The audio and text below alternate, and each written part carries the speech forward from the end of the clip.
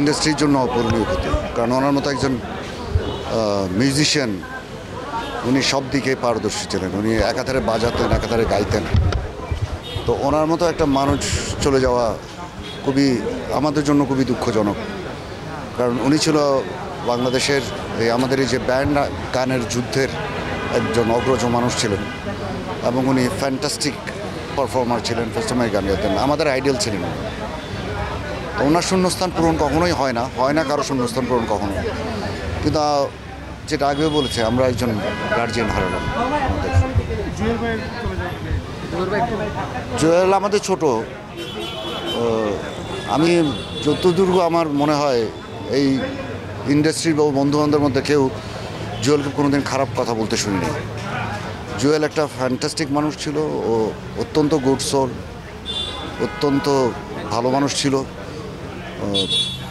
ও একটা যেহেতু ডিরেক্টর ছিল, নির্মাতা ছিল, আমাদের কোনো প্রবলেম হলে, আমার বিশেষ প্রবলেম হলে আমি ওকে ফোন দিতাম, এবং সে সবসময় আমাদেরকে সহযোগিতা করেছে। তো ও একটা মিউজিশিয়ান এবং একজন যেহেতু নির্মাতা ছিল, তো ও কিন্তু মিউজিকটা অনেক ভালো বুঝতো। সেই জায়গাটা আমরা আরেকজনকে হারালাম।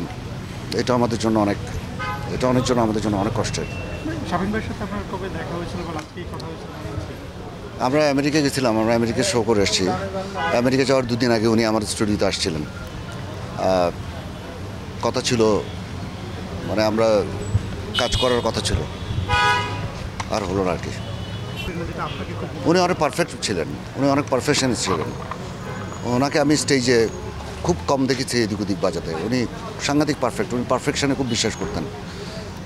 যেটাই বাজছে, যেটা বাজবে, যেভাবে গাইছে একটা প্রজেকশন স্টেজে, উনি আসলে আমরা জানি না পরবর্তী জেনারেশনকে, আমাদের জেনারেশনগুলো উনি কিন্তু একজন আইডল। উনি কিছু একটা সিঙ্গার এভাবেই স্টেজে, এবং সিঙ্গার এবং মিউজিশিয়ান এভাবেই পারফর্ম করে। উনি আমাদের কাছে একটা এক্সাম্পল ছিল।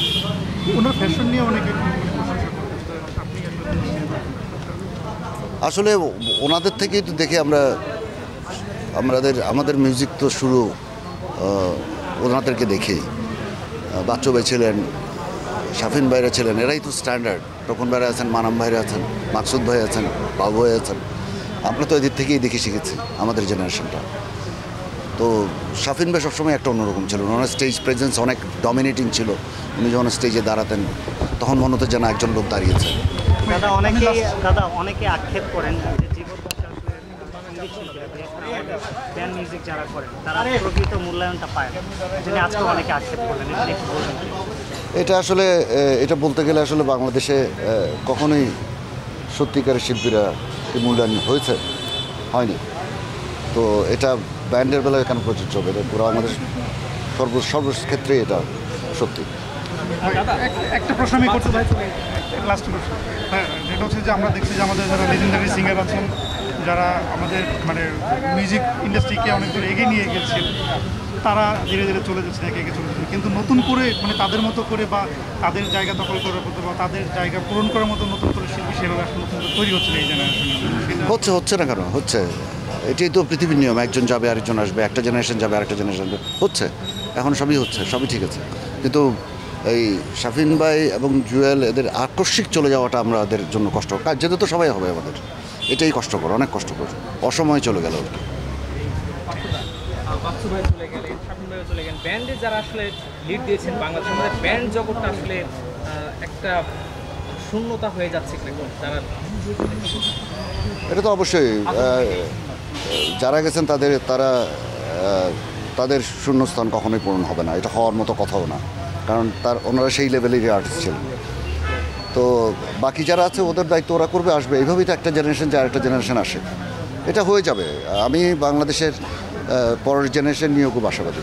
কিন্তু কথা হলো যে বললাম, আকস্মিক যাওয়াটা এটা খুব কষ্টকর।